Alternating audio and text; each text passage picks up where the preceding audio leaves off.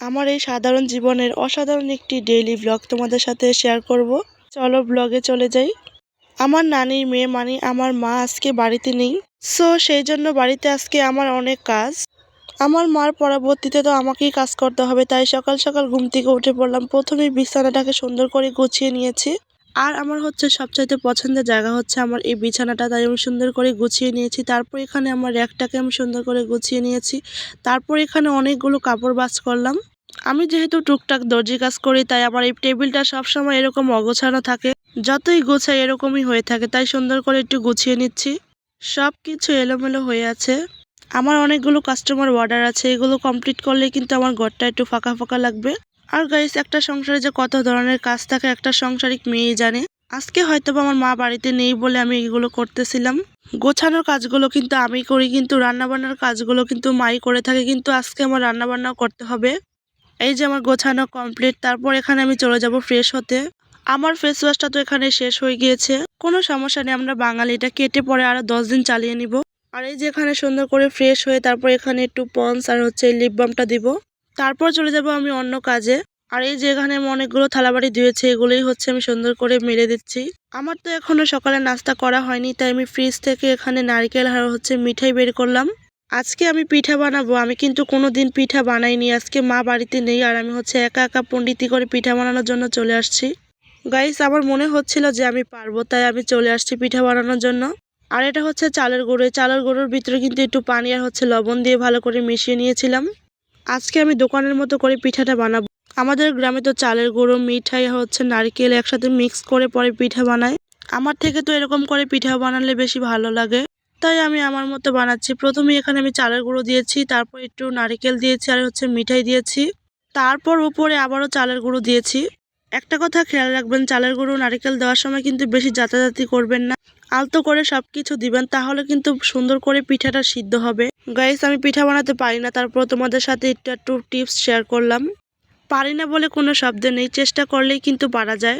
পিঠা হয়তোবা হয়ে গিয়েছে, তাই আমি দেখতেছিলাম হয়েছে কিনা। পিঠাটা তো অনেক গরম ছিল, তাই আমি হাত থেকে ফোনটা রেখে পরে নামাচ্ছি। আমি তো মনে মনে আল্লাহকে ডাকতেছিলাম যে আমার পিঠাটা হয়েছে কিনা। আর গাইস, পিঠাটা দেখার পর তো আমি পুরো অবাক হয়ে গিয়েছি। গাইস, আমি যে এত ভালো পিঠা বানাতে পারি আমি নিজেই জানতাম না। মা থাকলে হয়তোবা মাই বানাতো, কিন্তু মা বাড়িতে নেই বলে কিন্তু আমি একা একা বানাতে এসেছি। অনেক বেশি ধন্যবাদ মাকে, মা বাড়িতে নেই আর আমি এখানে পিঠা বানানো শিখে গেছি। গাইস, আমি 3টা পিঠা বানিয়েছিলাম, একটা তো আমি খেয়ে ফেলছি। আর এখানে 2টা পিঠা আছে।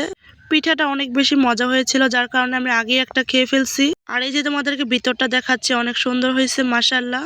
আর গাইস, এখানে আমি নিজের প্রশংসা নিজেই করতেছিলাম।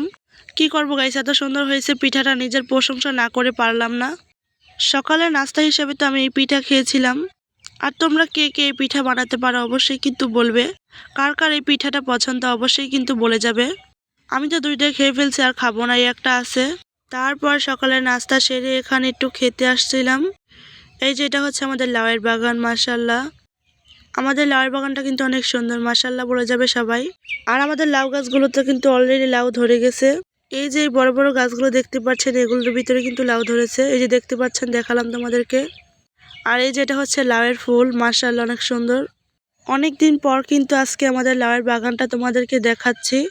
আর আমাদের লাউয়ের বাগানের মাচার কাজটাও কিন্তু কমপ্লিট হয়ে গেছে।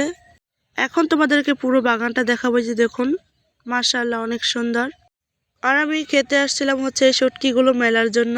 গাইস, তোমরা কে কে শুটকি পছন্দ করো অবশ্যই কিন্তু বলে যাবে। অনেকেই কিন্তু এই শুটকি স্মেলটা সহ্য করতে পারে না, কিন্তু আমার কাছে ভালো লাগে। গাইস, আমি হচ্ছে শুটকি লাভার। গাইস, কত সুন্দর অসাধারণ ভিউ, কত সুন্দর সরিষা ক্ষেত, মাশাআল্লাহ। তারপর আর কি গাইস, এখানে মার পরবর্তীতে আমি একটু পণ্ডিতি করতেছিলাম। এটা হচ্ছে গাছের আগা, এগুলো কিন্তু ভেঙে দেওয়া হয়। গাইস, আমরা তো লাউ অনেক মজা করে খাই, কিন্তু যারা লাউয়ের বাগান করে তারাই বোঝে লাউয়ের বাগানের প্রতি কত শ্রম দিতে হয়। যাই হোক, এখন আমি বাড়িতে চলে যাব। বাড়িতে গিয়ে কিন্তু প্রথমে আমি রান্নাটা বসিয়েছি। আর এখানে আমি করলা ভাজি আর হচ্ছে ডিম রান্না করেছি। আজকে তো আমি বেশি কিছু রান্না করিনি। তারপর এখানে আমি গোছলটা সেরে একটু রোদে দাঁড়িয়েছিলাম, মানে বলতে পারে রোদ পোহাচ্ছি। আর আমি কিন্তু কিছু হলেই বিলে চলে আসি, আমার ক্ষেতটা অনেক বেশি ভাল লাগে। দেখো কত সুন্দর সরিষা ক্ষেত। এখানে তো প্রায় 20 মিনিটের মতো দাঁড়িয়েছিলাম। তারপর এখানে বাড়িতে চলে যাব। আমার তো অনেক বেশি ক্ষুধা লাগছে, তাই প্রথমে আমি বাড়িতে এসে খেতে বসে পড়েছি। এখানে আমি অল্প একটু করলা ভাজি নিয়েছি, এটা দিয়ে প্রথমে আমি খাবো মজা করে। আর গাইস তোমরা কারা কারা করলা ভাজি পছন্দ করো অবশ্যই কিন্তু বলবে। তারপর এখানে আমি নিয়েছিলাম হচ্ছে হাঁসের মাংস। এটা হচ্ছে মা রান্না করে দিয়ে গিয়েছিল। আর হাঁসের মাংস আমার অনেক বেশি পছন্দ। খাওয়া দাওয়া শেষ করে একটু শুয়েছিলাম। তারপর বিকেলের দিকে আবারও খেতে আসছিলাম। শুটকিগুলো এখন আমি এখানেই রেখে দিব। আর এই যে দেখুন কত সুন্দর, সূর্যটা কিন্তু ডুবে যাবে একটু পরেই।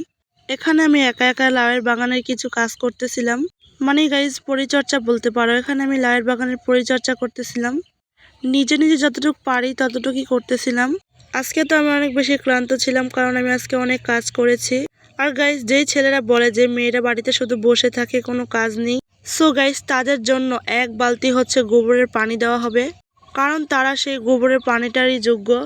ছেলেরা তো এক কাজে ব্যস্ত থাকে, কিন্তু মেয়েদের হাজারো কাজ করতে হয়।